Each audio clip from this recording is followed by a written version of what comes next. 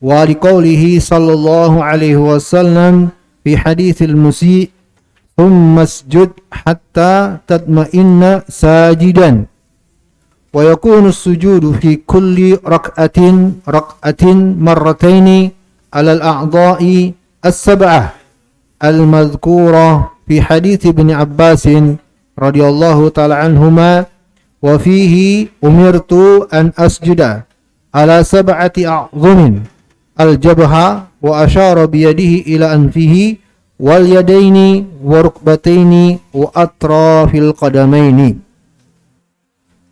Kata penulis, rukun salat yang ketujuh yaitu sujud. Hal ini berdasarkan firman Allah di surah Al-Hajj ayat ke-77. Wasjudu, sujudlah kalian. Dan berdasarkan sabda Nabi sallallahu alaihi wasallam dalam hadis Al-Musi. Ingat ya, di antara dalil pokok dalam bahasan salat adalah hadis yang terkenal dengan sebutan Al-Musi'u salatuhu. Ingat ini. Hadisnya apa? Al-Musi'u salatuhu. Ingat ini. Ya. Sekali lagi saya jelaskan, di antara dalil pokok dalam pembahasan salat ada hadis yang disebut dengan hadis al-musi'u salatuhu. Al-musi'u salatuhu disebut oleh para ulama, nama hadisnya al-musi'u salatuhu. Karena hadis itu bercerita tentang orang yang salah salatnya sampai 3 kali dia mengulang salatnya salah terus, disalahkan Nabi. Hadisnya dari Abu Hurairah, diriwayatkan oleh Imam Muslim dan selainnya. Apa hadisnya tadi? Al-musi'u salat. Enggak ada di kitab, ini tambahan dari saya, ya. Saya katakan bahwa itu di antara dalil pokok dalam pembahasan cara salat. Baik, ini yang disinggung oleh penulis. Kata penulis sebagaimana dalam hadis al-musi'. Al-musi' ini maksudnya hadis musi'u salatuhu itu. Paham? Di buku diterjemah dengan apa?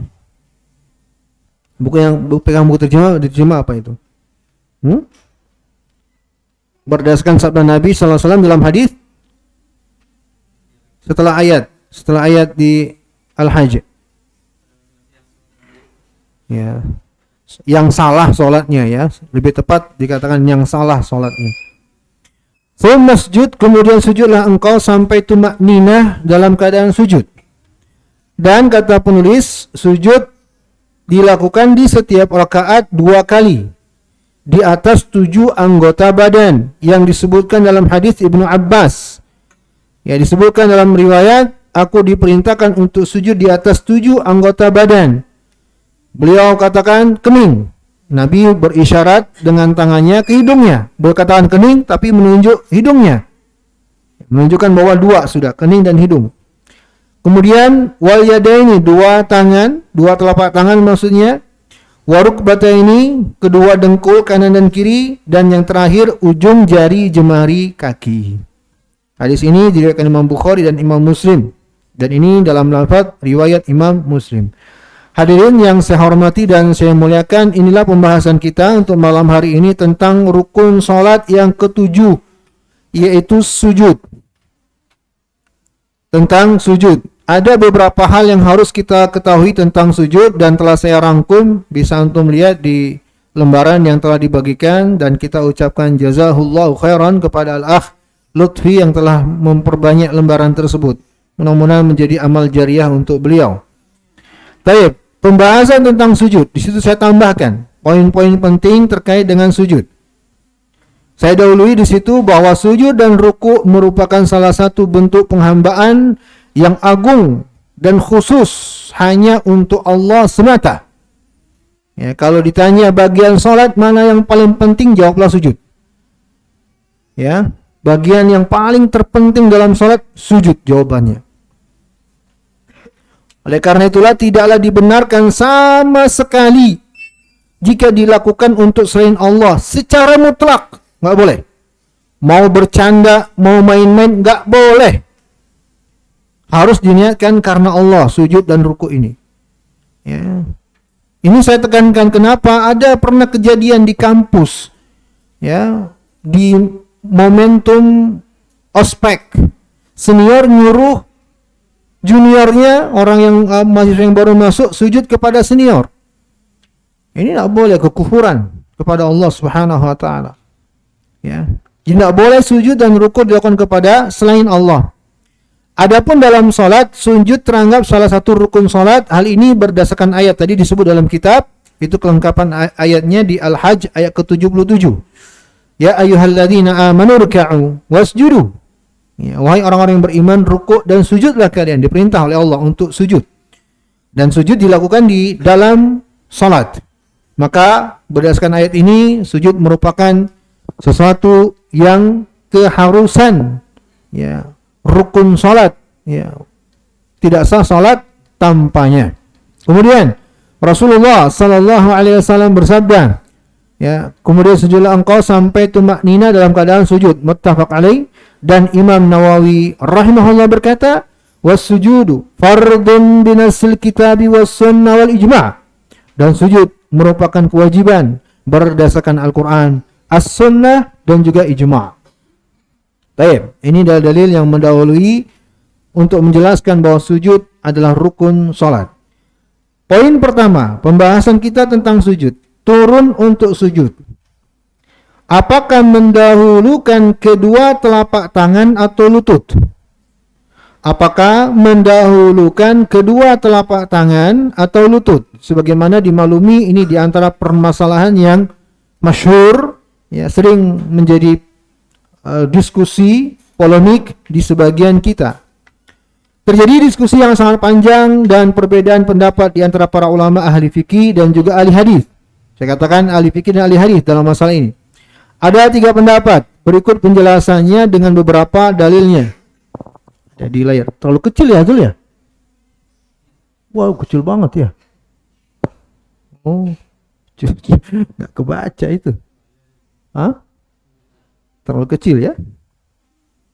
Baik. Pendapat pertama, telapak tangan yang duluan.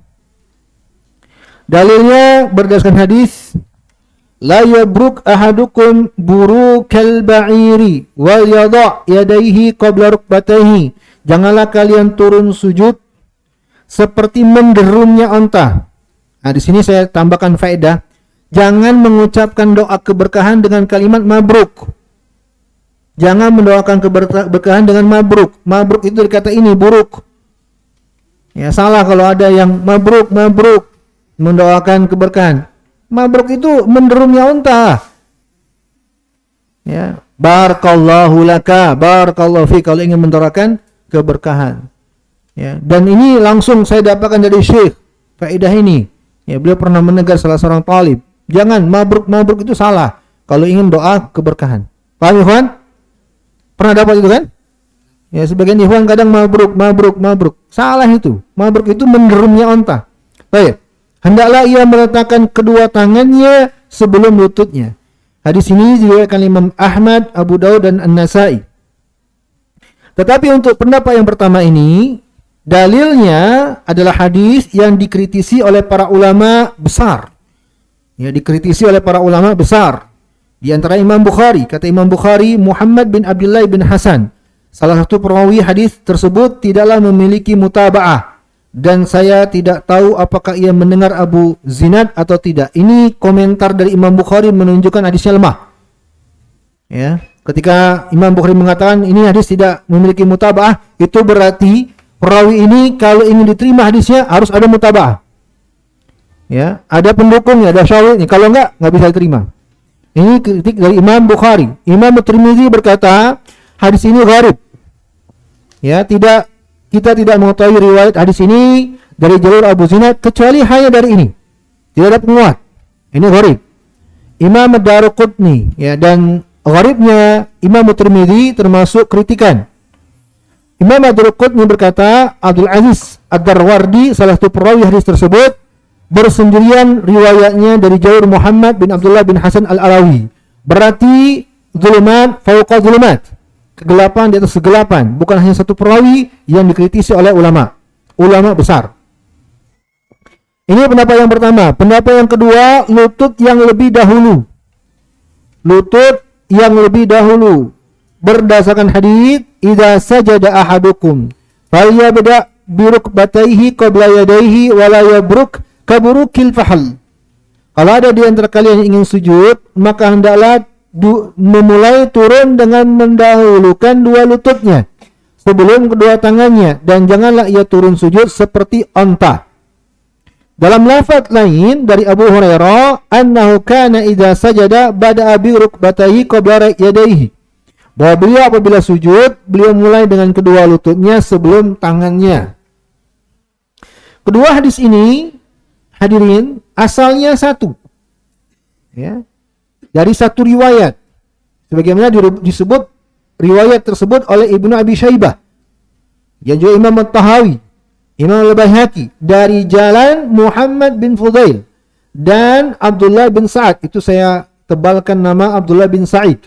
Dari kakeknya, dari Abu Hurairah secara marfu dari Nabi. Hadis ini juga ternyata dikritisi oleh para ulama besar. Para ulama besar. Ya, dalam periwayatan hadis tersebut terdapat salah satu perawi yang bernama Abdullah bin Sa'id yang telah dinyatakan sebagai pendusta oleh Yahya Al-Qahtan. Yahya Al-Qahtan adalah imam jarh wa ta'dil di zamannya. Imam Ahmad berkata hadisnya mungkar dan ditinggalkan. Ibnu Adi berkata kebanyakan yang ia diriwayatkan kelemahannya nyata. Al-Hakim Abu Ahmad berkata orang yang hadisnya pergi. Ya, enggak jelas. Al-Hafidz berkata dalam Fathul Bari isnadnya dhaif. Ya. Maka ini kritisi para ulama besar untuk hadis yang dijadikan sebagai dalil bagi pendapat yang kedua, yaitu mendahulukan lutut sebelum kedua telapak tangan. Saya tidak menukil penjelasan sebagian ulama yang mengatakan bahwa hadisnya munqalib, terbalik lafadznya. Karena itu sudah cukup menunjukkan ada kelemahan pada hadis tersebut. Makanya saya nggak hadirkan di sini. Cukuplah kritisi yang jelas-jelas kelemahan hadisnya yang saya hadirkan. Baik, pendapat yang ketiga. Ya, hadisnya iklab ya, sebagian mengatakan hadisnya iklab, terbalik matanya. Pendapat yang ketiga, tidak menetapkan salah satunya. Justru boleh kedua-duanya, silakan pilih. Mau tangan dulu boleh, kedua lutut dulu juga boleh. Inilah pendapat yang rajih ya, bahwa boleh memilih salah satu dari keduanya dan semuanya sah. Hal ini berdasarkan beberapa alasan. Yang pertama, Imam Malik dan Imam Ahmad dalam satu riwayat dari keduanya menjelaskan bahwa dalam masalah ini yang benar adalah takhir. Ya, silakan memilih antara keduanya. Untuk kedua pendapat tersebut, dari sisi pendalilan, untuk semua hadisnya dikritisi oleh ahli hadis akan kesahihannya. Hal ini ditegaskan oleh Imam Nawawi. Ini alasan yang kedua untuk menguatkan pendapat yang ketiga, bahwa dua pendapat yang sebelumnya tadi itu berdasarkan dalil-dalil yang dikritisi oleh para ulama ahli hadis. Kata Imam Nawawi kesimpulannya, la yazhar tarjihu ahadil madzabaini alal akhar min haitsus sunnah. Tidak bisa dikuatkan salah satu dari dua mazhab pendapat daripada yang lainnya dari sisi as-sunnah, maksudnya dalil kesahihannya. Ini kata Imam Nawawi rahimahullah. Ya, oleh karena itulah Syekhul Islam Ibnu Taimiyah rahimahullah berkata, "Amma as-salatu bikilaihima fajaizun bittifaqil ulama, in sya'al musalliyu yad'u rukbatayhi qabla yadayhi wa in sya'a wada'u yadayhi thumma rukbatayhi wa salatuhu sahihah fil halataini bittifaqil ulama." Salat, kata beliau, ya, dengan cara dua-duanya itu boleh sebagaimana disepakati oleh para ulama. Ya, makanya hadirin kalau mau menelaah lebih jauh, untuk yang menguatkan tangan duluan tidak mengingkari yang lutut duluan. Dan yang menguatkan lutut duluan itu juga tidak mengingkari telapak tangan duluan. Karena mereka semua tahu ini bukanlah sebuah keharusan. Khilafnya dalam masalah sunnah bukan sebuah keharusan. Tetap sah salatnya, mau ini dan mau itu. Untuk masing-masing mazhab pendapat dua itu. Ya, makanya untuk pendapat yang ketiga ini, ya, menukil ucapan para ulama yang menguatkan masing-masing pendapat tersebut bahwa keduanya membolehkan. Ya, mau yang ini mau yang itu. Ya. Dan sepakat para ulama akan keabsahannya. Ya, berdasarkan kesepakatan para ulama, kata Syekhul Islam Ibnu Taimiyah dalam Majmu' Fatawa jilid ke-22 halaman 449. Yang ketiga yang keempat karena memang cara turun sujud bukanlah termasuk kewajiban apalagi rukun. Ya, sehingga tidaklah merusak keabsahan salat dengan salah satunya. Oleh karena itulah tidaklah dibenarkan jika menyikapi masalah ini dengan berlebih-lebihan sebab semua pendapat tersebut memiliki landasan yang kuat. Ya, ini cara turun sujud. Kesimpulannya, ya, bagi saya pribadi menguatkan pendapat yang ketiga, itu yang rajih. Ya, ini boleh mau tangan duluan, mau lutut duluan, silakan. Ya, tidak diharuskan ini dan itu. Bisa dipahami, ikhwan? Dan telah kita hadirkan ucapan para ulama. Ya, kita hadirkan ucapan para ulama, kita nukilkan ucapan para ulama besar bahkan dari Imam Bukhari, Imam Tirmidzi, Imam Darqutni, Syekhul Islam Taimiyah dan selain mereka. Maksudnya apa? Kalau kita mendapatkan yang berbeda dengan apa yang telah dijelaskan, sekiranya kita harus menguatkan pendapat tersebut dengan juga kalam ulama. Juga dengan kalam ulama. Jangan mengatakan, wah, kalau menurut saya kayaknya ini yang kuat. Menurut saya ini nggak pas. Dalam masalah khilaf itu tidak adab. Ya, siapa kita mau membenturkan diri dengan para ulama? Sayangi kepala antum, jangan sampai dibenturkan kepada gunung Uhud. Bisa dipahami kan? Ya, jadi itu maksudnya kita menghadirkan kalam ulama. Kalau kita berbeda dengan, dan tidak masalah berbeda dalam masalah fikih. Tidak ada keharusan. Masalah fikih itu masalah yang luas. Memang ada ulama di belakangnya. Tidak masalah berbeda dengan apa yang kita jelaskan, selagi memang ada ulama dan antum perhatikan argumentasinya dan beramalah dengan ilmu. Sudah benar. Ya, apapun pendapat itu antum telah dianggap benar karena beragama dengan ilmu, bukan beragama karena individu. Bisa dipahami, kan? Bisa dipahami? Karena saya yakin, tahu insyaallah, ya, yang masyhur, ya, kita belajar sifat salat dari kitabnya Al-Allamah Al-Muhaddits Al-Syekh Al-Imam Muhammad Nasiruddin Al-Albani rahimahullahu taala, dan beliau termasuk yang menguatkan turun sujud dengan mendahulukan dua telapak tangan.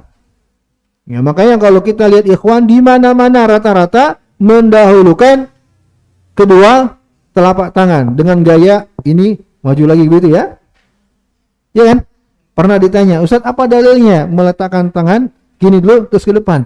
Apa ya dalilnya ya? Jadi ya nggak ada dalilnya yang seperti itu sebenarnya. Turunnya aja sebenarnya yang jadi masalah. Ya.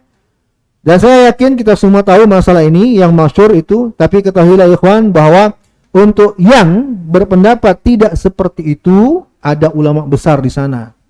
Ya, itu diantara manfaat belajar fikih. Itu diantara manfaat belajar fikih. Kalau belajar fikihnya seperti ini, ya, apa manfaatnya? Supaya kita tidak sempit wawasannya. Ya, tidak sempit wawasannya. Sebagian ikhwah karena belajarnya cuma satu, akhirnya memandang orang yang berbeda dengannya, dikatakan salah, dikatakan menyimpang, dikatakan tidak tahu, padahal ada ulama besar di belakang itu. Ya, maka ikhwan, ini diantara faedahnya. Seandainya antum berbeda pendapat dengan apa yang telah anda jelaskan, nggak masalah, tapi telah menjadi faedah wawasan bagi antum. Bisa dipahami? Baik, poin kedua, turun sujud sambil mengucapkan takbir tanpa mengangkat kedua tangan. Ini untuk turunnya. Imam Ibnu Qayyim rahimahullah berkata, "Thumma kana yukabbiru wa yakhirru sajidan wa la yarfa'u yadayhi wa qad ruwiya anhu annahu kana yarfa'uhuma aidan wa sahahahu ba'd al-huffaz kabi Muhammad ibn Hazm rahimahullah wa huwa wahm fala yasihu dhalika anhu al-battah." Kemudian beliau bertakbir dan turun untuk sujud tanpa mengangkat kedua tangan.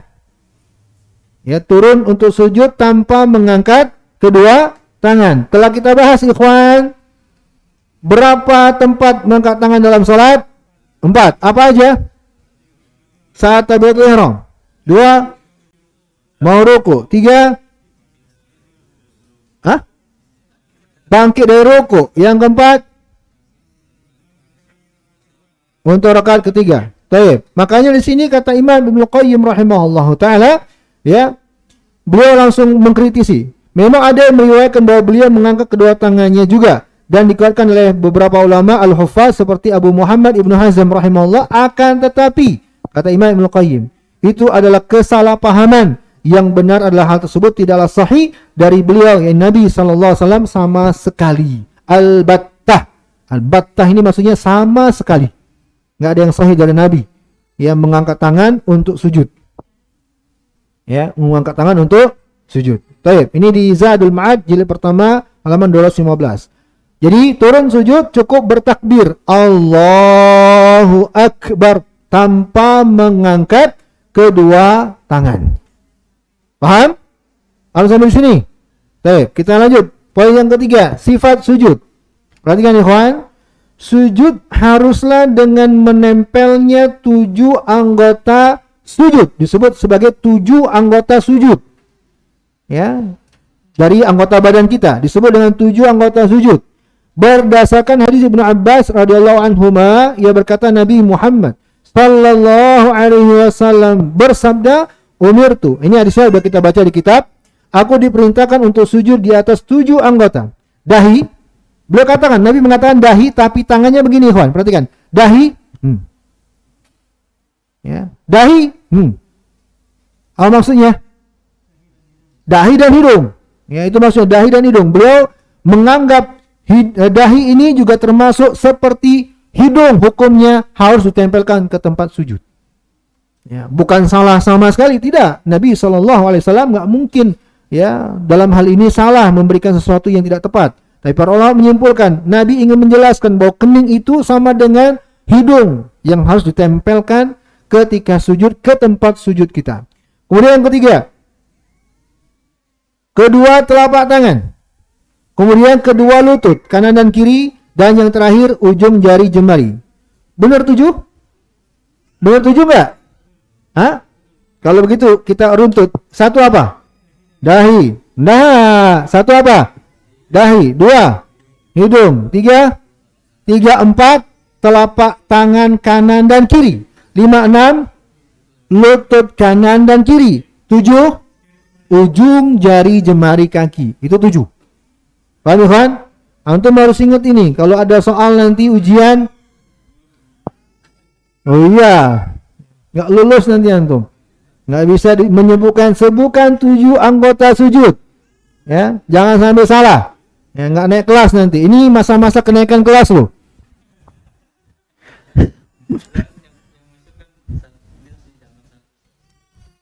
Terus?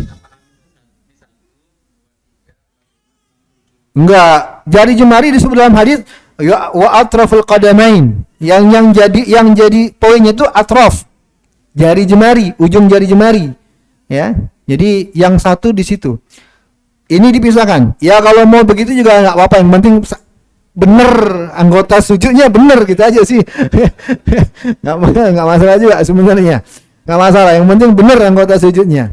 Saya pernah ngisi ya di tempat ini sebenarnya. Ustadz, itu Nabi mengatakan hidung karena memang orang Arab itu hidungnya mancung katanya. Ya, nggak ada hubungannya, saya bilang. Maka Nabi mengatakan hidung katanya, karena orang Arab kan hidungnya mancung-mancung, mesti nempel katanya. Nggak ada hubungan, saya bilang. Baik. Ya. Diupayakan. Nggak harus 5-5-nya, karena kan berbeda panjangnya. Yang jelas dari jari jemari tersebut. Yang jelas dari jari jemari. Makanya para ulama di tempat lain mengatakan seandainya hanya jempol dan telunjuk kaki, kemudian ada perlu diangkat atau ada sesuatu yang tidak bisa lama kakinya untuk berdiri, maka itu dianggap sah. Jadi harus angkat misalnya. Yang jelas dari jari jemarinya. Makanya Nabi mengatakan atraf jari jemari. Jadi nggak semuanya, nggak mesti semuanya, karena memang dimaklumi. Baik. Kemudian pada ucapan beliau 2 tangan, ini maksudnya adalah hanyalah kedua telapak tangan, karena diperjelas dalam hadis lain beliau bersabda, i'tadilu fis sujud wa la yabsut ahadukum dhira'ihi in bisat al-kalb. Tegaklah di dalam sujud dan janganlah salah seorang dari kalian meletakkan kedua lengannya di atas tanah ketika sujud sebagaimana anjing. Ini juga terdapat larangan. Artinya hadirin, yang menjadi anggota sujud yang mesti ditempelkan itu adalah telapak tangan, bukan ini. Paham? Hanya telapak tangan yang ditempelkan ke tempat sujudnya kita. Kalau selain telapak tangan, dari lengan, ini bahkan justru dilarang Nabi. kalau kita tempelkan ke tempat sujud. Nabi katakan dalam hadis itu seperti cara duduknya anjing. Jadi nggak boleh. Paham ikhwan? Kalau kita sujud jangan tempelkan lengan ke tempat sujud. Itu dilarang Nabi justru. Nggak boleh. Ya, cukup telapak tangan aja yang menempel. Yang jelas lengan diangkat. Ya, kalau kita lagi sebagai makmum nggak bisa melebar begini ya diangkat yang jelas. Baik. Dan juga diperjelas oleh Abu Humaid radhiyallahu anhu, beliau berkata, kana idza sajada amkana anfahu wa jabhatahu min al-ard wa nahha yadayhi min jambayhi wa wada'a kaffayhi hadwa mankibai. Nabi Muhammad sallallahu alaihi wasallam jika sujud beliau mengenakan, menempelkan hidung dan dahinya dari tanah dan melebarkan kedua lengannya dari kedua samping tubuhnya, maksudnya begini, ya, tidak merapatkan ke lambung, ya, dan meletakkan kedua telapak tangannya sejajar dengan kedua bahunya. Ya, hadis ini diriwayatkan oleh Tirmidzi, disahihkan Al-Albani dalam kitab Al-Irwa Al-Ghalil nomor 309. Ini juga tambahan untuk sifat sujud, bahwa hendaknya ini siku kita diupayakan tidak menempel lambung kanan dan kiri. Lambung berapa sih? Lambung kanan, lambung kiri, berarti 2 lambung. Apa? Ya, kanan dan kiri kita. Ya, jangan menempel begini, tapi dibeginikan.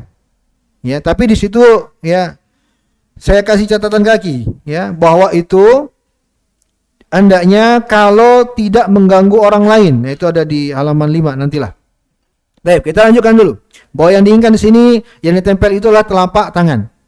Sujud bila tidak di atas anggota sujud tersebut, maka tidak sah sujudnya. Kalau sujud tidak sah, otomatis sholatnya nggak sah. Paham, Ikhwan? Ya, kalau sujudnya nggak sah, otomatis sholatnya juga nggak sah. Maka harus kita perhatikan keterangan tentang sujud ini dengan baik. Imam Nawawi rahimahullah berkata, "Falau akhalla ba'du minha bi'adwin minha lam tasih salatuhu." Jikalau terlepas salah satu anggota darinya, artinya tidak menempel, maka tidak sah salatnya. Ya, Syekh Ibnu Utsaimin rahimahullah berkata, tidak boleh bagi seseorang yang sujud untuk mengangkat bagian dari anggota tubuh yang 7 tersebut, karena Nabi Muhammad sallallahu alaihi wasallam bersabda, aku diperintahkan untuk sujud di atas 7 anggota. Dahi, beliau menunjuk dengan tangannya ke atas hidungnya, 2 tangan, 2 lutut, kedua ujung jari jemari, dan melipat baju dan rambut. Maka jika dia mengangkat kedua kakinya atau salah satunya atau kedua tangannya atau salah satu dari atau dahinya atau hidungnya atau keduanya, maka sujudnya batal dan tidak sah. Dan jika sujudnya batal, maka sholatnya batal. Kalau tidak ditempelkan. Paham? Jadi hati-hati. Yang sering terjadi adalah hidung tidak menempel. Sering itu. Ya, mendongak. Ya, hanya keningnya saja, hidungnya enggak nempel. Sering itu terjadi. Maka mulai sekarang ikhwan dan akhwat, kalau sujud pastikan hidung antum menempel ke tempat sujud. Jangan juga ditekan, nanti lama-lama pesek antum. Asal menempel aja, kena tempat sujud. Bisa dipahami? Baik. Inilah 7 anggota sujud. Poin yang keempat, ini terkait dengan menempelnya 7 anggota sujud. Dikatakan, benarkah dahi atau kening tidak dibolehkan tertutup? Sebagaimana ini permasalahan yang masyhur ya. Ya kan? Sering ini diangkat di masyarakat. Ya, enggak boleh kalau sholat menutup kening, dibeginikan. Ya, enggak boleh ditutup ini kening. Ya. Baik, benarkah hal tersebut? Jawaban dari pertanyaan di atas adalah bahwa dahi atau kening tidak wajib menempel langsung ke lantai. Ya, tidak ada kewajiban harus kulitnya yang menempel ke tempat sujud. Tidak ada dalilnya. Ya, namun jika bisa memang menempel ke lantai secara langsung, mubasyarah, kulit kena ke tempat sujud, itu afdal memang, benar. Jika terhalang oleh sesuatu yang muttasil, bersambung dengan orang yang sholat, maksudnya dia pakai memang, bukan sesuatu yang tidak perlu baginya, ya, seperti terhalang oleh peci, sorban, ujung kain lengan atau semisalnya, maka sujudnya sah. Tidak ada keharusan harus kulit menempel ke tempat sujud. Inilah pendapat jumhur ulama berdasarkan hadis Anas bin Malik. Ini dalilnya. Hadis Anas bin Malik radhiyallahu anhu, ia berkata, kami pernah sholat bersama Rasulullah sallallahu alaihi wasallam dalam cuaca yang sangat panas. Jika kami tidak mampu menempelkan dahinya ke tanah, maka dibentangkan kain bajunya. Jadi baju mereka kan lebar-lebar tuh. Sisa dari bajunya mereka tarik sedikit. Ya. Kalau kita mungkin sorban, ya, ditarik untuk menjadi alas. Dibentangkan untuk mengalasi sujudnya mereka. Juga hadis Abdullah bin Abbas radhiyallahu ta'ala anhuma, ia berkata, sungguh aku telah melihat Rasulullah sallallahu alaihi wasallam ketika turun hujan, beliau berlindung dari tanah ketika sujud menggunakan kain yang dibentangkan di bawah kedua telapak tangan di tanah ketika beliau sujud. Ya, ini hadis riwayat Imam Ahmad dalam Musnad dan disahihkan oleh Su'aib Al-Arnaud dalam Takhrijul Musnad. Imam Ibnu Qudamah rahimahullah menjelaskan, tidak wajib, la tajibu mubasyarah, tidak wajib nempel langsung semua anggota sujud ke lantai, nggak ada kewajibannya itu, nggak ada keharusannya. Al-Qadhi berkata, jika orang yang sujud tertutup lipatan sorbannya atau ujung kain sorbannya, maka sah salatnya. Gampangnya begini, kawan. Kalau ada yang mengatakan ngotot, harus, nggak boleh ditutup nih kening kalau sujud, ya nggak boleh ditutup kening. Kedua lutut juga anggota sujud, ya nggak? Sebagaimana tadi hadisnya, yang nggak ada yang bisa membantah. Apakah kita ketika sholat diangkat celananya? Diangkat celananya? Kalau harus nempel semua anggota sujud? Jadi sebelum sujud angkat dulu, gulung dulu gitu? Sarung gitu? Bahaya dong. Ya, enak sekali. Enak apa ya? Bahaya. Ya, jadi bukan hanya kening anggota sujud, kita katakan. Lutut juga anggota sujud berdasarkan hadis tadi. Hadisnya sahih, muttafaq alaih. Lutut juga anggota sujud. Apakah juga mestinya kan begitu konsekuensinya? Kalau kita katakan harus menempel, kalau mengkhususkan kening mana dalilnya? Nggak ada dalilnya sama sekali mengkhususkan kening harus menempel ke tempat sujud secara langsung. Nggak ada dalilnya. Ya. Dan itu tadi kita katakan bahwa seandainya memang konsep berpikirnya bahwa anggota sujud harus kena menempel langsung kulitnya ke tempat sujud, lutut juga anggota sujud. Ya, gimana caranya mau sujud? Ya, gimana coba praktekin, Pak. Ya, dia praktekin beneran. Nekat itu berarti bahwa maksain banget, ya. Baik. Itu bantahan sederhananya. Imam Nawawi rahimahullah berkata, Imam Nawawi dari kalangan Syafi'iyah. Ya, beliau berkata pendapat Malik, Abu Hanifah, Al-Auza'i, Ahmad dalam satu riwayat mereka mengatakan sujudnya sah.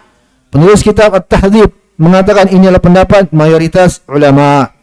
Sehingga jika seorang yang salat mengenakan atribut yang menutupi dahinya, apakah peci, sorban dan seterusnya, orang Yaman itu luar biasa. Kalau pakai imamah itu sampai kadang mengenai alis. Ya.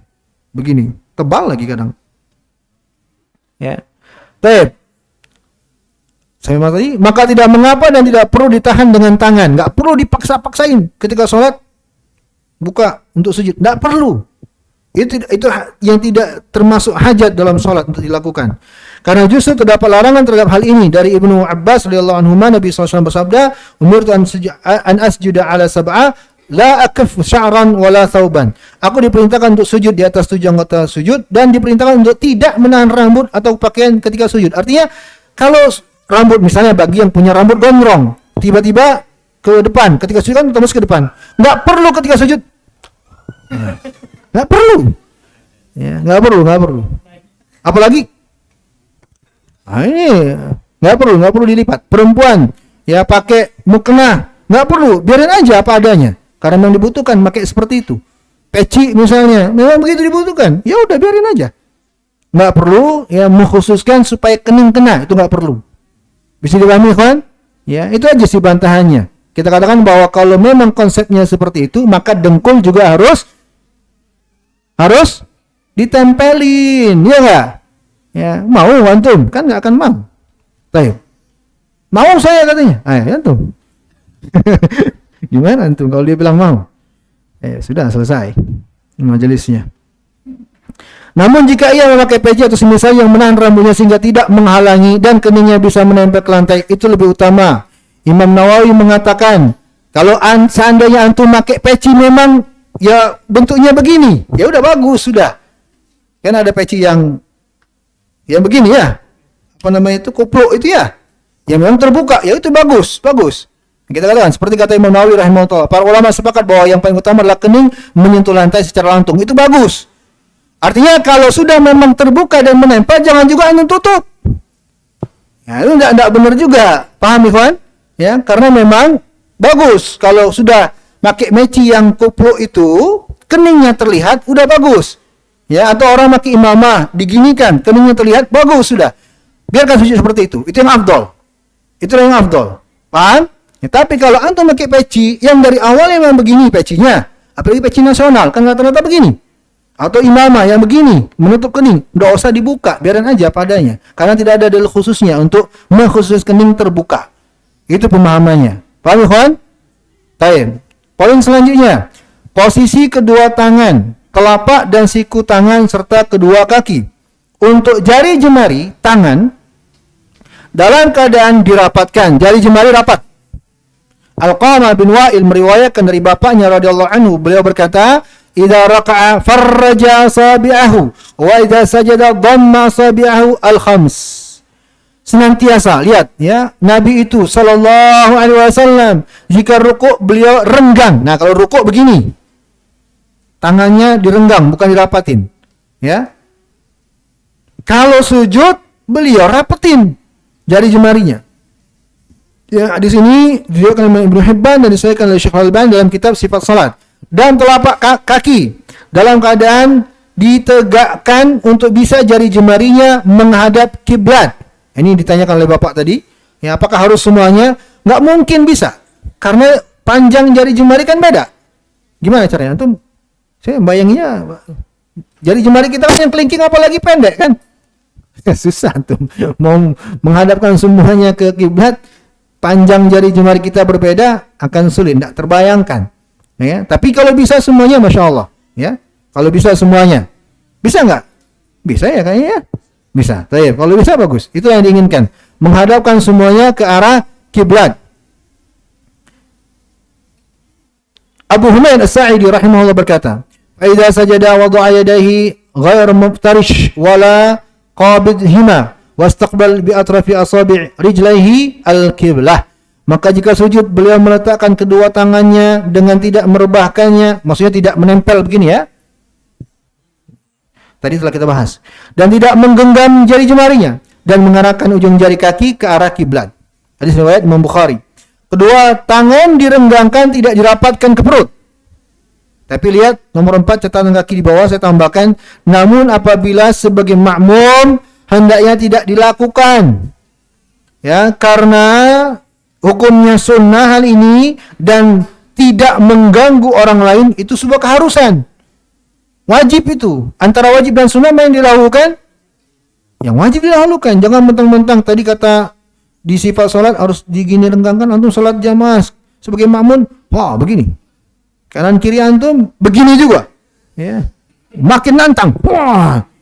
Wah, sudah jadi rame salatnya. Jangan, sebagai makmum enggak boleh.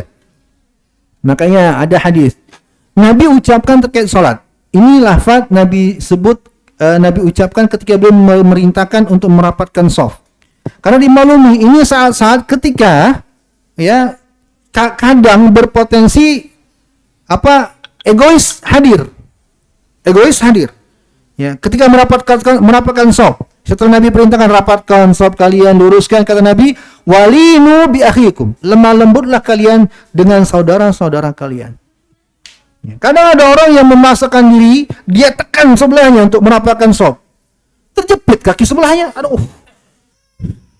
Ya nggak perlu ya, jangan menyakiti orang, itu haram. Kalau dalam salat aja nggak boleh, apalagi di luar salat. Kenapa itu bayi? Itu Maria kayaknya ya. Itu Maria ya. Kenapa itu? Hah? Aduh. disuruh taklim. Baik. Kita kembali ke kitab, ke pembahasan. Maimunah radhiyallahu anha meriwayatkan apabila Nabi Muhammad SAW itu jika sujud beliau renggangkan kedua tangannya sehingga jika ada sampai-sampai beliau ibaratkan kalau seandainya ada anak domba, ya ada anak domba lewat di bawah kedua tangan beliau itu bisa. Saking tingginya beliau mengangkat. Paham ya? Kalau salatnya imam atau munfarid, ya salat sendiri. Dan juga telapak tangan ketika sujud sejajar dengan bahu atau telinga. Ya, itulah yang benar telapak tangannya. Berdasarkan hadis Nabi sallallahu alaihi wasallam meletakkan kedua telapak tangannya ketika sujud sejajar dengan pundak dan riwayat yang lain sejajar dengan telinga. Itu tempat dua telapak tangan. Seperti kita mengangkat telapak tangan ketika bertakbir. Baik, selesai.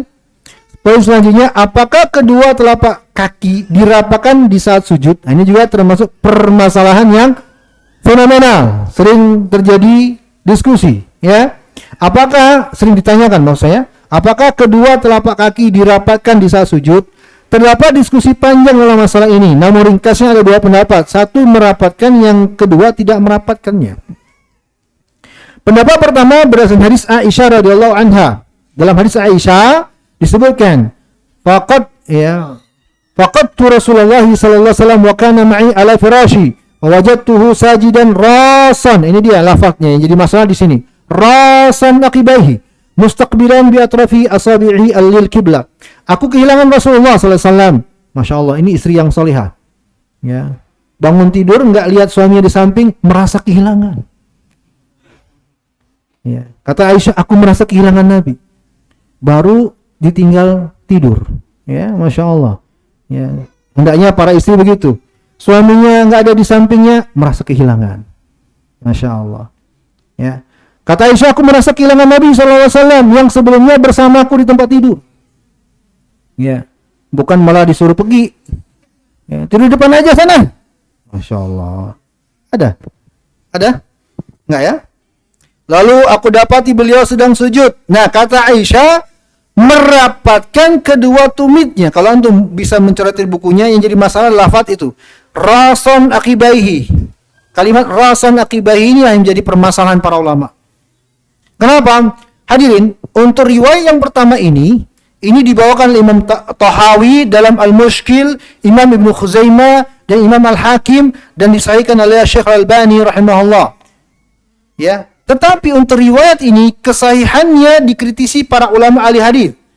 Karena di dalam sanadnya terdapat Yahya bin Ayyub Al-Ghaffaqi. Ini secara sanad, ya, ada perawi yang dikritisi. Ya, walaupun termasuk rawi Imam Al-Bukhari dan Imam Muslim, namun padanya terdapat pembicaraan yang nampak adalah lafaz menggabungkan kedua tumit. Tadi rasan akibaihi, ini lafaz yang syad, yang mengganjal. Ya. Syekh Abdul Aziz bin Baz rahimahullah berkata, "Fahadza fihi nadhar." Ya, riwayat ini terdapat kritikan. Yang nampak adalah riwayat ini ganjil, aneh, ya, lemah, yang menyelisihi hadis-hadis yang sahih.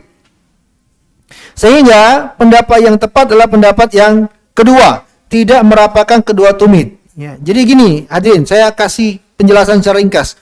Hadis yang pertama tadi yang diriwayatkan oleh Imam Ibnu Khuzaimah, ya, Imam At-Tahawi, itu sebenarnya potongan hadis yang sumbernya ada di Sahih Muslim. Sumbernya di Sahih Muslim. Tapi masalahnya di Sahih Muslim nggak ada lafaz rason akibaihi yang kalian tandai tadi. Nah, itu menjadi masalah besar para ulama. Kenapa di sumber masdarnya, Muslim itu masdar, ya, tidak ada lafaz itu. Ternyata dilacak oleh para ulama, ada perawi. Nah, tadi namanya disebut. Ya, dalam riwayat itu yang menjadi kritikan para ulama. Itulah di antara sebab sehingga para ulama melemahkan hadis ini. Riwayat Imam At-Tahawi ini. Paham, ikhwan? Kalau sumbernya ada di Sahih Muslim, kalau kita buka Sahih Muslim, kita dapatkan dari sini. Lafaznya persis, hanya tidak ada kalimat rasan qadamaihi. Itu aja masalahnya. Paham, ikhwan? Paham enggak? Ya, jadi sumbernya ada di Sahih Muslim. Apalagi ditambah ada perawi yang dikritisi oleh para ulama tadi. Sehingga pendapat yang tepat dalam masalah ini adalah pendapat yang kedua, tidak merapatkan kedua tumit, sebab banyaknya para ulama besar sejak zaman dahulu yang mengkritisi hadis tersebut. Dan ini pendapat dipilih oleh Imam Syaukani, Syekh Ibn Bas dan selainnya. Ibn Bas rahimahullah berkata, yang sahih dari Nabi SAW adalah beliau menegakkan kedua tumitnya masing-masing terpisah dari yang lainnya. Dan Syekh Bakar Abu Zaid, ini Syekh Bakar Abu Zaid rahimahullah, beliau bahkan punya risalah khusus. Beliau adakan riset ilmiah, ya, dan saya punya kitabnya, ya. Beliau justru memeriksa dan memastikan riwayat-riwayat yang dibawakan oleh Syekh Al-Albani dalam sifat salat Nabi yang selama ini menurut beliau itu tidak diangkat. Makanya Syekh Bakar Abu Zaid merasa terdorong untuk memastikan riwayat tersebut. Lahirlah karya tulis beliau, ya.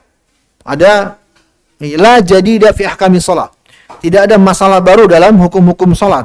Itu risalah khusus dari Syekh Bakar Abu Zaid rahimahullahu taala untuk masalah, diantaranya masalah seperti ini.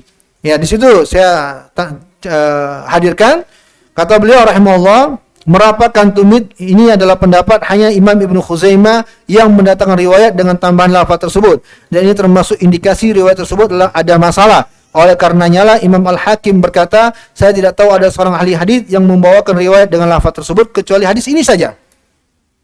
Dengan sebab ini jugalah hadis Aisyah dengan adanya lafaz merapatkan tumit rason qadamai, ya, yang kalian tandai tadi, dihukumi sebagai hadis yang syadz. Lafaz itu saja. Ya, lafaz itu adalah lafaz yang syadz. Syadz dengan makna bisa dengan makna mukhalafatul aktsar dan mukhalafatu aula. Ya, dengan makna syadz seperti itu semua bisa. Selain alasan adanya perawi yang lemah sebagaimana disebutkan di atas. Ini adalah pendapat Imam Syafi'i. Bahkan Imam Syafi'i justru mengatakan yang disyariatkan adalah merenggangkannya. Imam Nawawi rahimahullah berkata, Imam Syafi'i dan yang bersamanya, saya baca teks Arabnya, qala Syafi'i wal ashab yustahabbu lisajid ayufarrija baina rukbatayhi wa baina qadamaihi. Imam Syafi'i dan yang bersama beliau berpendapat dianjurkan, yustahab bisa bermakna bahkan sunnah. Dianjurkan, disunnahkan bagi orang yang sujud di dalam salat untuk merenggangkan kedua lutut dan tumitnya. Lutut dan kedua tumitnya direnggangkan, tidak dirapetin. Ya, direnggangkan, tidak dirapatkan, namun dipisah sejarak sejengkal kira-kira. Sejengkal ini juga hanya perkiraan para ulama aja. Ya, Imam Al-Qadi Abu Thayyib rahimahullah berkata, hendaknya keduanya berjarak sejengkal. Dan Imam Ibnu Mufri Al-Hambali berkata, kedua tumit dan telapak kaki itu hendaknya dipisahkan karena Nabi ketika sujud memisahkan kedua pahanya. Kalau jarak sejengkal itu ijtihad. Yang jelas tidak dirapatkan. Itu kesimpulannya. Paham? Paham hadirin? Ya, yang paling tidak antum tahu permasalahannya sih. Antum mau menguatkan pendapat ini atau yang selama ini antum kuatkan, tidak masalah bagi saya. Tapi paling tidak antum tahu permasalahan ini, ya, penjelasannya demikian. Paham ikhwan? Baik, permasalahan selanjutnya, lekuk tubuh dan anggota badan ketika sujud. Yang ketujuh, dari Abu Humaid radhiyallahu anhu menceritakan tata cara salat Nabi sallallahu alaihi wasallam. Ketika beliau sujud, beliau renggangkan kedua paha tanpa sedikit pun menyentuhkan paha dengan perut beliau. Ya, jadi membentuk kalau sujud itu seperti sudut 90 derajat pantatnya. Paham? Dia tidak begini. Berdasarkan hadis riwayat Imam Abu Daud, ya, dan Anas bin Malik radhiyallahu anhu berkata bahwa Nabi SAW bersabda, bersikaplah i'tidal ketika sujud. Asy-Syaukani mengatakan hadis ini dalil dianjurkannya merenggangkan kedua paha ketika sujud, maksudnya tidak menempel ke perut. Ya, dan mengangkat perut sehingga tidak menyentuh paha, dan tidak ada persisian para ulama tentang anjuran ini. Syekh Muhammad Ibn Shalih Al-Utsaimin menjelaskan bahwa yang dimaksud dengan i'tidal ketika sujud adalah merenggangkan antara betis dengan paha dan merenggangkan antara perut dengan paha, masing-masing kurang lebih 90 derajat, namun tidak boleh berlebihan ketika merenggangkan betis dengan paha sehingga lebih dari 90 derajat. Itu dia, di sebelah ada gambar ilustrasi 7 anggota sujud. Waktu Isya masuk, saya minta azan dahulu. Atau nanti kita lanjutkan setelah azan.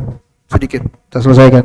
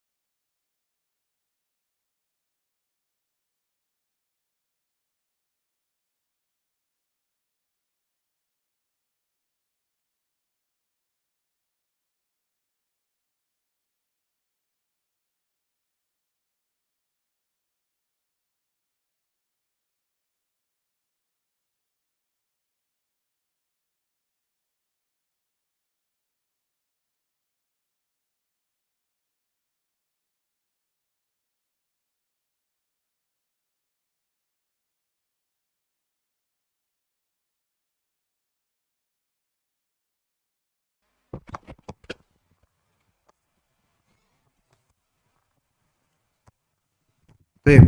Itu gambar 7 anggota sujud.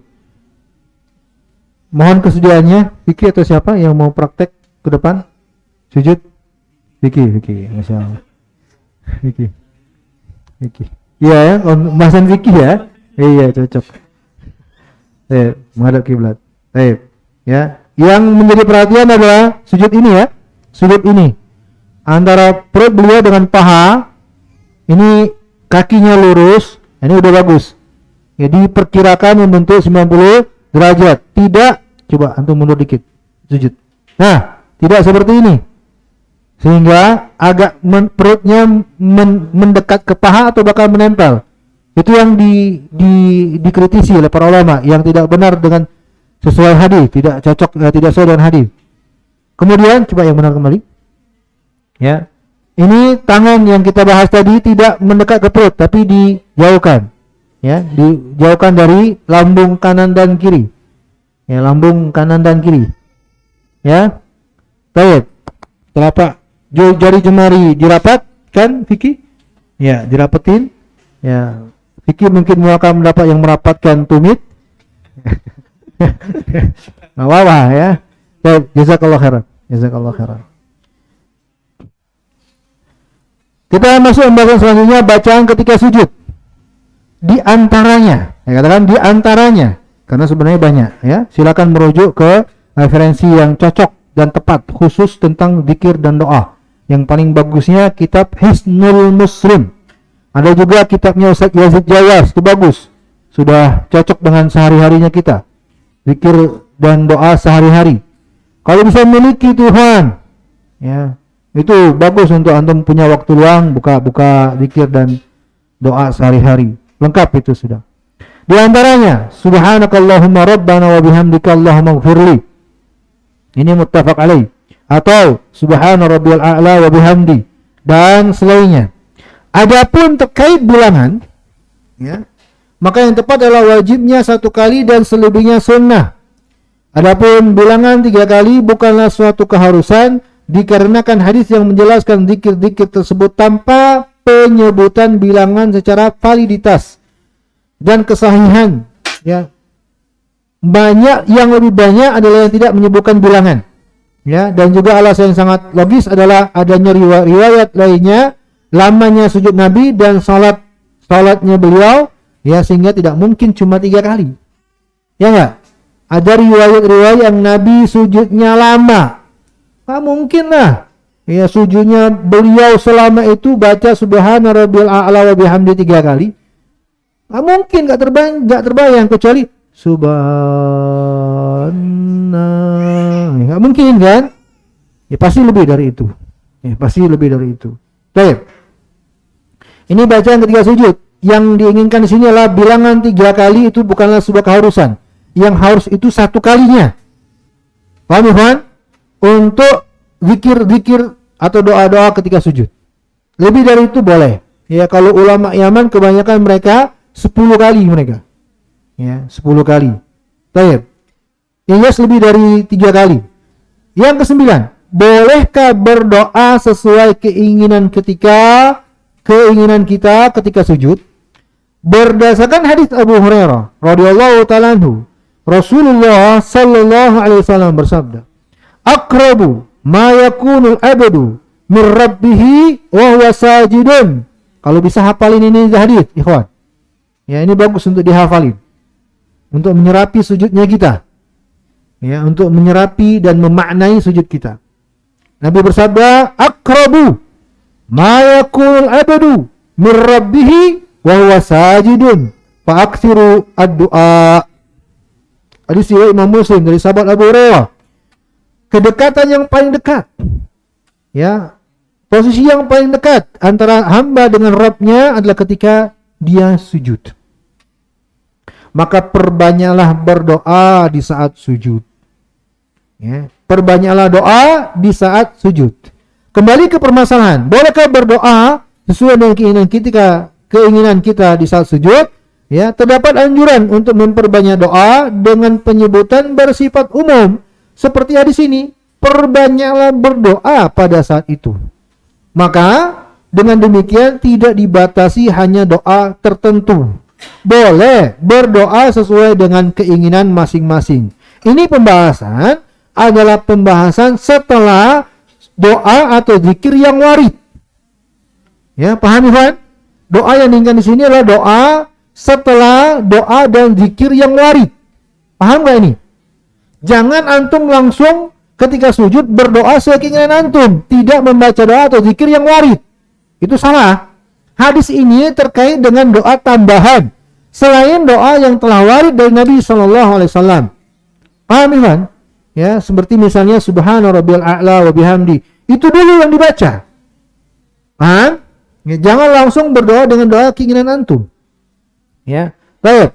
Apa doa yang diinginkan? Mau perkara dunia, mau perkara akhirat, nggak masalah. Sebagaimana dikeluarkan oleh para ulama di kalangan mazhab Hanabilah dan juga dikeluarkan oleh ulama belakangan ini Syekh Muhammad Mukhtar Shinkiti yang kita langsung dengar di majelis beliau.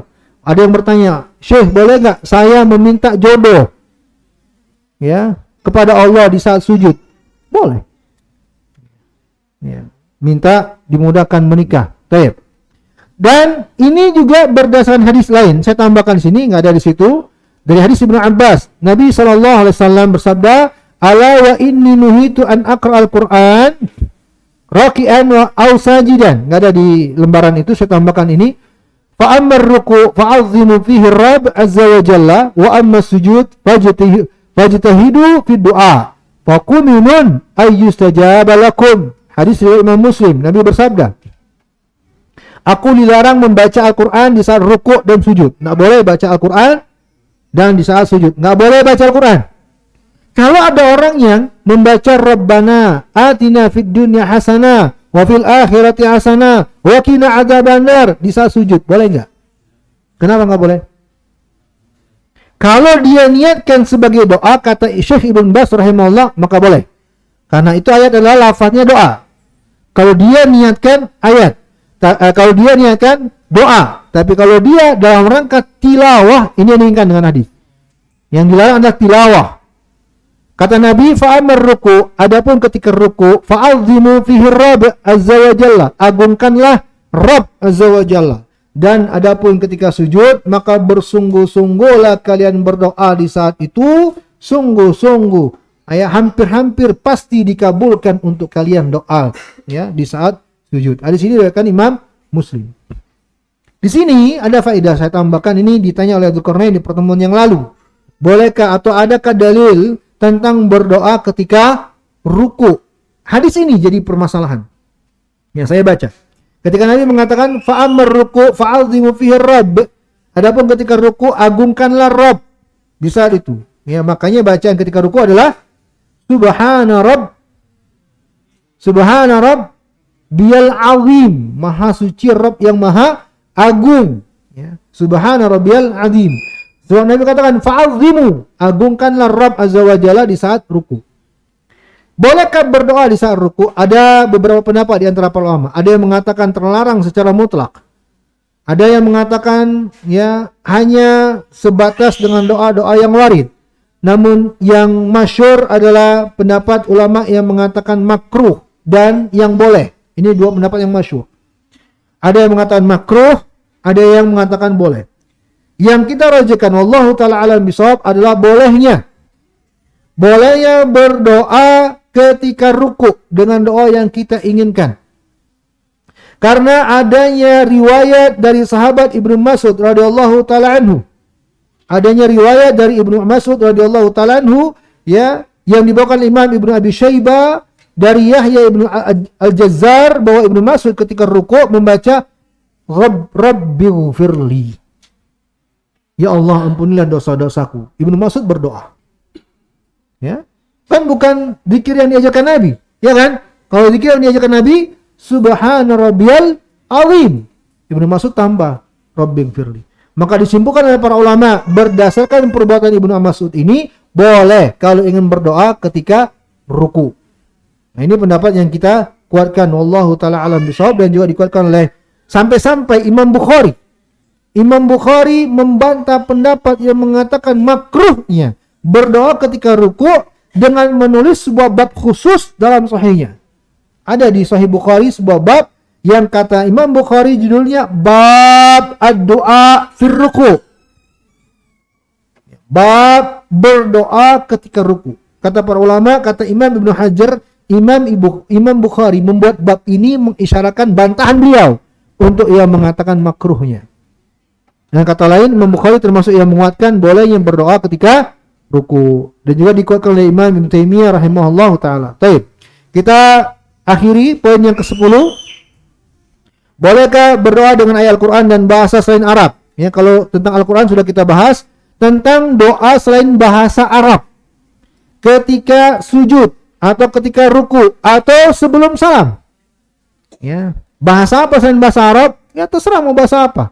Ya, mau bahasa Betawi kek, mau bahasa Jawa kek. Ya, bahasa apa? Sunda Kelapa. Apa? Baik, perhatikan penjelasannya. Untuk berdoa dengan Al-Quran, maka sebagaimana difatwakan oleh Lajnah Daimah, ya, yakni Syekh Ibnu Baz rahimahullah, boleh berdoa dengan Al-Quran apabila diniatkan untuk berdoa bukan tilawah. Ini telah saya jelaskan.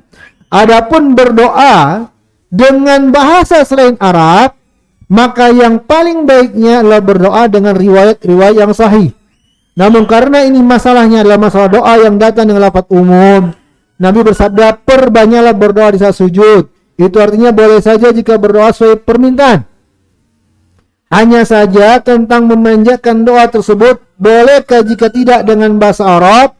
Terdapat khilaf di antara 4 mazhab. Ada yang berpendapat melarang secara mutlak, ada yang berpendapat makruhnya, dan ada yang membolehkan jika tidak mampu dengan bahasa Arab. Yang pasti bahwa yang dikuatkan sebagian ulama seperti Syekhul Islam Ibnu Taimiyah, Lajnah Daimah, bahwa bagi yang nggak mampu bahasa Arab, boleh baginya dengan bahasa selain Arab, dan Allah tentunya maha tahu segala sesuatu. Akan tetapi di garis bawahi, kata Ibnu Hazm dalam Al-Muhalla, menjelaskan bahwa boleh bagi seseorang berdoa dengan bahasa selain bahasa Arab dalam sholat, tapi jangan ia lafadzkan. Jangan dilafadzkan, jangan diucapin. Ya.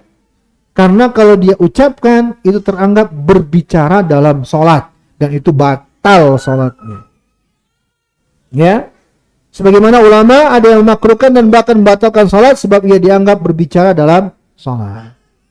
Ya, paham ikhwan? Jadi poin pentingnya adalah kalau kita ingin memanjatkan sesuatu, usahakan dulu bahasa Arab. Makanya belajar bahasa Arab. Gimana mau bisa Durusulu nggak selesai-selesai?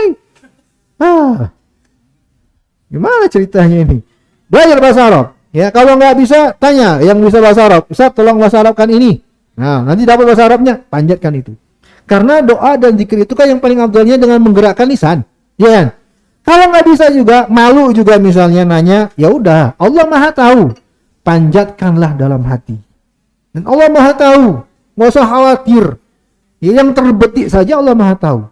Tapi jangan diucapin. Karena menjaga salat kita. Kalau terucap selain bahasa Arab, ini teranggap berbicara dalam salat. Paham ya? Ya Allah, mudahkanlah rezeki ya Allah. Ngomong dalam salat seperti itu. Orang lewat, ini dikira bukan salat ini. Ya. Pak ngapain Pak? Lagi berdoa. Dijawab lagi. Baik, selesai tentang sujud. Wallahu ta'ala alam bissawab. Silakan kalau ada yang ingin bertanya sebelum kita tutup. Ya. Doa sujud.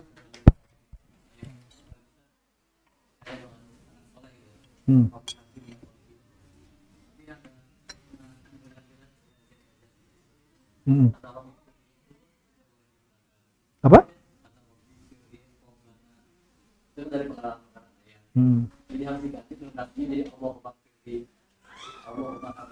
Boleh.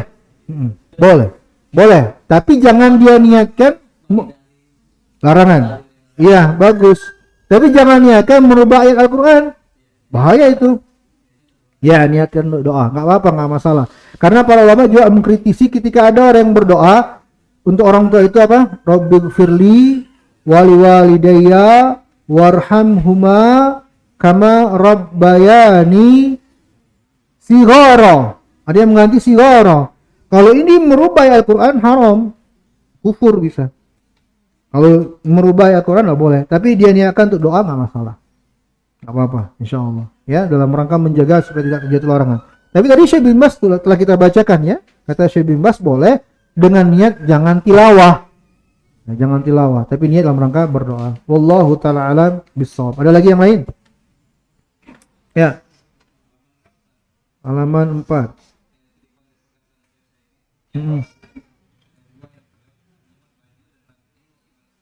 Ya, jadi ketika sujud, bagi yang rambutnya menutup kening, jangan diginikan, dosa, biarkan. Bagi yang misalnya ada baju, nggak usah dilipat supaya kena sujud, biarin aja apa adanya, gitu loh maksudnya. Jadi dilarang, justru dilarang. Makanya tadi saya bilang, justru kita dilarang untuk sengaja nih menempelkan supaya kena tempat sujud, baju kita lipat, rambut kita buka, peci kita beginikan sengaja, itu nggak boleh justru. Ini hadisnya. Jadi biarkan apa adanya. Antum pertemuan yang lalu nggak hadir. Saya jelaskan tentang kelemahan hadis yang antum tanya di pertemuan sebelumnya. Ya, ada penjelasan tentang hadis yang antum tanyakan itu. Baik, wallahu ta'ala. Itu maksudnya. Wallahu a'lam. Ada lagi yang lain? Tanya ikhwan. Ya.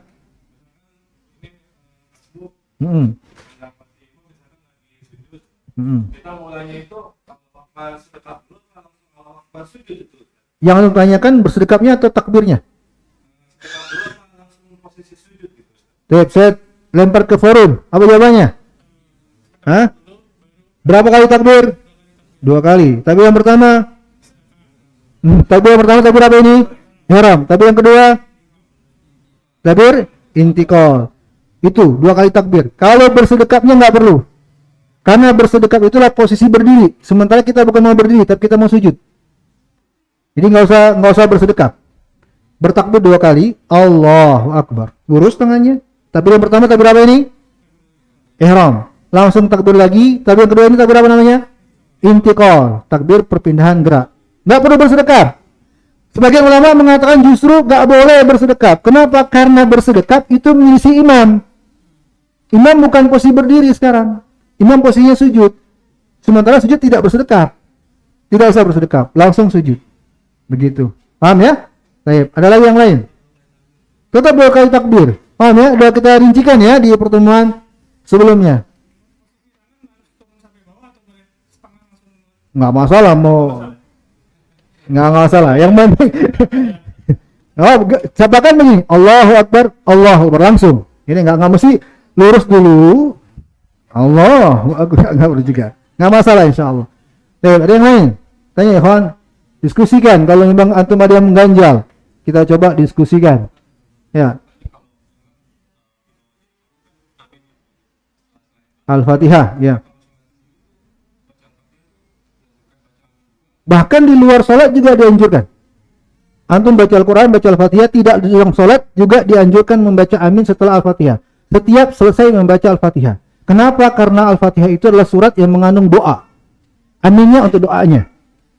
Jadi tidak apa-apa. Apalagi antum sholat, ya sebagai munfarid yang sendirian sholatnya juga amin. Ya, baca aja amin. Apa itu malah dianjurkan. Hah? Ada lagi yang lain? Ada lagi? Nggak ada? Nggak ada? Benar nggak ada? Jangan sampai nanti di luar ngerutuk. Ah, Ustaz.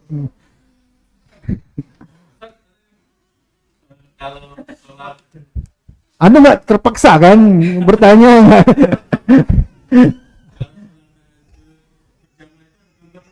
Tidak, kalau sengaja. Kalau justru sengaja di luar Ramadan dilakukan sering-sering dihukumi bid'ah oleh para ulama. Ya, itu kebiasaan, saya tahu kebiasaan Hizbiyun, Haraki, ada mereka khususkan waktu-waktu tertentu, ini mengkhususkan ibadah yang tidak dasarnya sama sekali tidak boleh. Ya, tapi kalau sesekali pas kebetulan, seperti yang dilakukan Nabi.